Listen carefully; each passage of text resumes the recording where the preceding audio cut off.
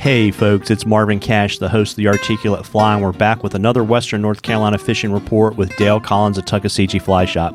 How's it going, Dale?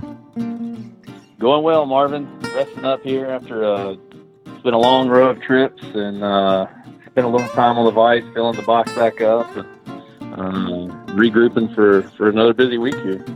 Well, that's great. I imagine, it looks like things have cooled off and we're getting rain, so we're probably kind of moving into what we would expect to see in Western North Carolina this time of year. That's right. We had a little tropical system move through this last weekend. We got us a couple inches of rain, and it was just what we needed. It wasn't like this downpour deluge. It was a good soaking rain over about 12 hours. And, most of that water is already moved on because we were so low. But the waters, especially on the creeks, never really got too out of hand. They did overnight, but then by the morning it was great. It was back to normal. Washed a lot of the leaves out that had piled up, so that was nice. And then we got some more rain moving through tonight, and maybe around a half an inch overnight. And doesn't really mess things up for daytime fishing tomorrow. Yeah, absolutely. And it looks like you're going to have that kind of rainfall pattern for about half of the next 10 or 15 days, looked on the weather. Yeah, we'll take what we can get. It's, you have to be careful what you wish for. We just finished 2018 into most of, I'd say 7 months of 19 is a really wet, 100-inch rainfall amount kind of year. And then it's like the faucet turned off, and then we lost all that. So, but we're kind of getting them slightly back to normal. So it is nice. Well, that's great. And I assume the state's now kind of back on track with stocking now that we've got water and cooler temperatures. That's right. The cooler temperatures matter, and that's been a tremendous help. And Duke Energy's had some water moving through their gates, so that's helped on the Tuckaseegee, spread a lot of the fish out. The West Fork of the Pigeon Delayed Harvest actually has doubled its volume of water. It had been flowing around 17 CFS, cubic feet per second. And this morning it was flowing around 33, 34 cubic feet per second. So it actually has doubled since the last weekend. And to give you an idea, back in the spring, that was normally running around between 60 and 85. So that was pretty low. So we're glad to see, the fish are spreading out, and they're in the places they should be. And they're not just, all grouped together from when NC Wildlife introduced them to these beautiful streams. Got it. And I assume on the DH, with more water, are folks able to kind of fish what they would traditionally think they can fish for DH fish, more attractor-oriented patterns, and maybe not have to go down to 6X tippet? That's right. Yeah, you can get in there. I would stick with the 5X because it's still pretty clear water. But we're, the girdle bugs trailed with an egg pattern or squirmy wormy. That did really well for me today. The Frenchie saw some action. So yeah, that tells you they're kind of starting to look for more of the natural patterns. They've been in there for a couple weeks now, and they're getting educated. So you don't want to go too trashy. Fish something natural looking with something flashy, and that'll do a trick pretty good. Got it. What about on the wild streams in the park? Wild streams in the park, those water levels, they came up with that rain, and they kind of gotten right back to where they were before the rain, just maybe maybe just below normal, I guess is the best way to put it. But they were very clear, so you definitely want to start with 6X there. Definitely dry dropper setup, October caddis. Orange parachute Adams is a really good trick right now. You can see it really well, floats high. You can drop flies underneath it nicely, and the wild trout are just really doing some damage on those patterns right now. Anything orange, so orange stimulator, October caddis, all that stuff is just really doing well. Well, that's great, and I was really kind of surprised. We were chatting before we started recording the report that your smallmouth bite is still going strong. That's right. Yeah, we're Ben Bergen, our guide for smallies. He's been getting out there and after some trout trips and finding them, and we're still even having some folks actually looking for smallmouth, and their water temperature that they like is right around 60 degrees, and we're just underneath that on the tail race here. between 55 and 60 in the afternoon. So it's still a pretty good bite there for us. Throwing streamers, real flashy stuff. Your game changers, your Burdetch minnows, Creelix minnows, things like that.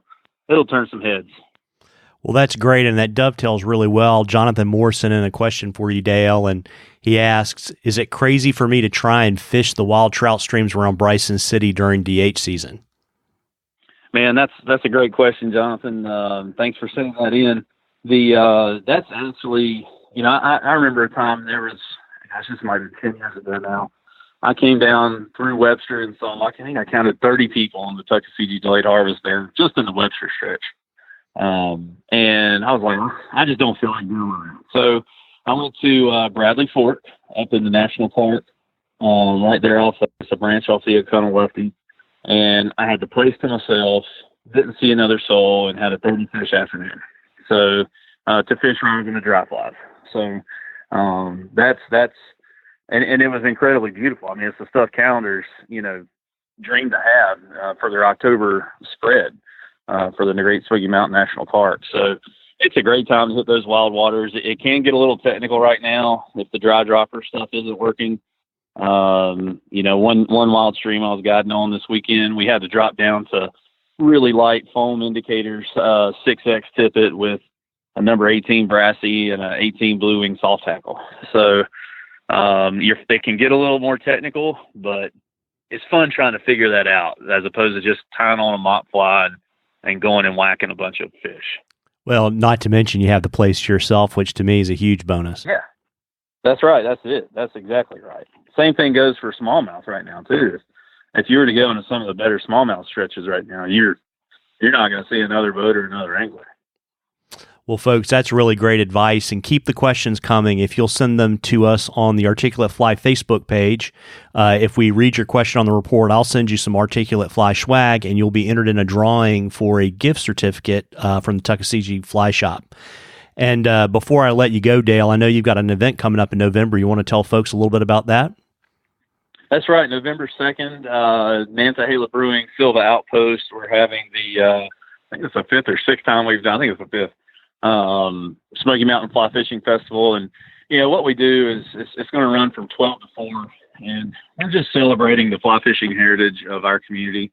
So we've got a lot of the cottage craft folks of the fly fishing industry coming in, that Corey Easter, CE Products that makes fly tying bases, Brady's Handmade Nets, Josh Brady, he makes some beautiful wooden nets. And some different, a couple guide services and local nonprofits. IFTD being moved in November kind of took away a lot of our national brand presence. A lot of those reps are just getting back from that and kind of worn out and don't feel like hitting the road. So I can understand that. So not necessarily the same national presence that we had in the years past with Sims and other rod companies, but still a great representation of the industry locally. And some of the smaller stuff, the stuff that you're not going to find in the Drake magazine, but that can make your life a lot easier on the vise or on the water. Well, that's great, and I'll be sure to put a link to that in the show notes of this fishing report. And before I let you go, Dale, why don't you let folks know where they can find the shop so they can come in and visit with you and Bobby and Dale and the shop dogs and maybe book a guide trip? Absolutely. So both shops, we're located, one is in Bryson City, downtown. It's right on the corner, got a giant brown trout statue out in front of the shop. That's 3 Depot Street. And then we're over in Silva, 530 West Main Street. And that's right in the heart of the North Carolina trout capital there. Online, tuckflyshop.com. We take a lot of the vowels out of the word, make it a little easier. But tuckflyshop.com seems to be pretty easy for folks to find. And also on the social media networks, find us on there, same handle. Well, that's great. I really appreciate it. And folks, we recently launched our apps. So if you're an iPhone user, you can find it in the App Store. And if you're an Android user, you can find it in the Google Play Store or the Amazon Android Store. And if you use the apps, you'll start to see bonus content. And it's really going to be one of the best ways to kind of keep up with what we're doing at the Articulate Fly. And it's great news that it's cooling off. We've got water, folks. Get out there and catch a few. Tight lines, everybody. Tight lines, Dale. Thanks. You too, Marvin.